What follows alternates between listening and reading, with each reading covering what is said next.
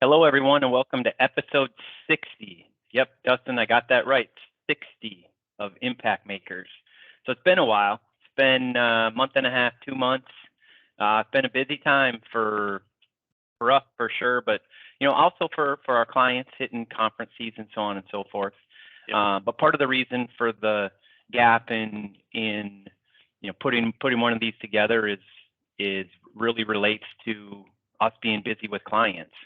And we were chatting over the last week or so, kind of saying, hey, is there something that sticks out that's helpful, not necessarily specific to our clients, but just generally, the anything sticking out in the work that we do that was worthy of sharing. And you were doodling yesterday, and you came up with something that I think there's a fair amount to unpack there. But I think when you think about it, they say a picture's worth 1,000 words. But before we get into that picture or that doodle, why don't you share with our listeners what the aha moment that you had yesterday was? Yeah, so it's as you said, it's a starting point. It's by no means complete, but I had this thought as I was getting ready yesterday ahead of a client session, and just I got a clean sheet of paper and just started drawing on it, and essentially we're hearing so much, and this is broad across the profession, not any particular firm or region or whatever, just broad, that it's all about staffing people. We don't have enough people. We can't keep talented people. It's a struggle right now, right? To the people, the dynamic at CPA firms, and that is true, especially over the last handful of years. It's been hard to keep people in firms globally across the country, and people are leaving, and you hear a lot of reasons why, and some are valid, but I think I believe a core reason that a lot of people are leaving is they can't put up with the BS in their organization. And so what I got to doodling, and I'll put it in the comments of this post so you can see the doodle notes, is everyone can put up with a certain amount of BS within their organization.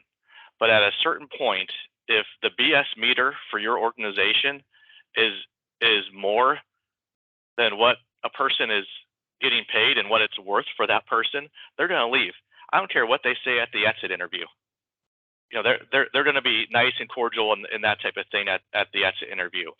But deep down, I fundamentally believe that if you aren't making it worth it for your people to overcome the BS meter in your firm, you're going to have more people quit than another firm will. And so what do we mean by the BS meter?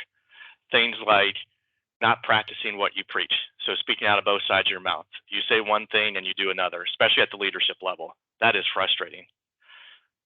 Seeing people get promoted that are not that talented or aren't doing what you expect to be done at that next level, right? That's frustrating to your talented people.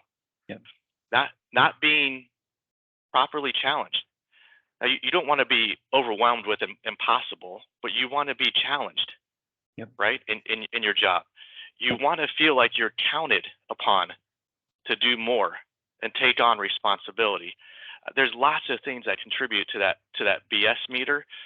And fundamentally, and I know this isn't scientific or anything like that, and it's just my scratch notes. But I do think fundamentally there's something there with people can only put up with so much before it's just not worth it to them. And they'll take an increase in pay to go somewhere else because that increase in pay is enough to cover the current BS, and then they hope that's enough to cover the BS at their new firm that they're going to. So you want to improve retention, you want to help your people, look at the BS meter within your firm and lower that. Yeah.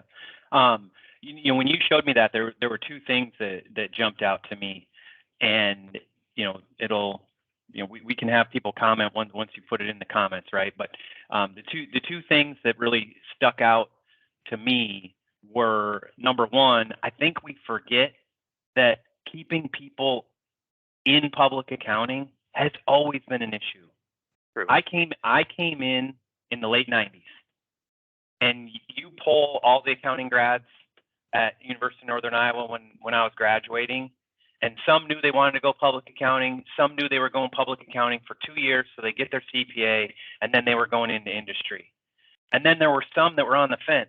They were trying to figure out, okay, what is it that I want to go do? Well, we haven't done anything to change that. So when we first looked at your graph, I think we start off higher than, on the lower axis of, the teetering point.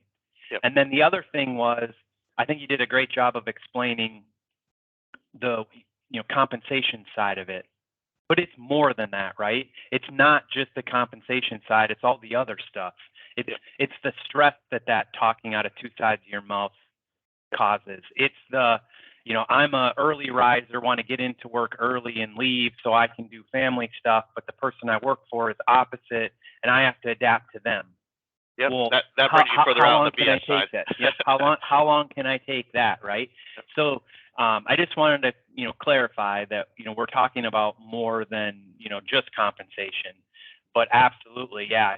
Are you in line and in tune with the disconnect / the BS meter that your firm has? Yep. And on the vertical axis, when you see the dollar signs for the compensation, like you said, it's more than compensation. It's value the person is getting in return for the for the work and for the BS within the organization. Yeah, so we're interested to know what you think about this. Let's keep the conversation going.